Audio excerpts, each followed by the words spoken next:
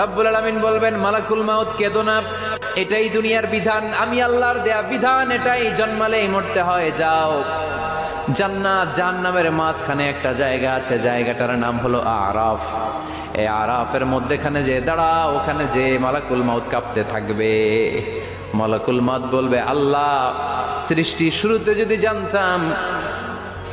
শুরুতে যদি জানতাম সবাইকে মৃত্যুদান করার পরে, রূহ কবজ করার পরে আমাকেও মরতে হবে, তাহলে এই কঠিন দায়িত্বের ব্যাপারে আপনার কাছে ক্ষমা চাইতাম। আজকে আমারও যে ভাগ্য বরণ করে নিতে হবে সৃষ্টির শুরুতে, আমি এটা কল্পনাই করতে পারি নাই। আল্লাহ বলবেন, নো টক, মুত ইয়া মালাকাল মাউত, মরে যা, মুত, মরে যাও। বলার সাথে সাথে মালাকুল মাউত এক বিকট চিৎকার হাঁকিয়ে মরে যাবে।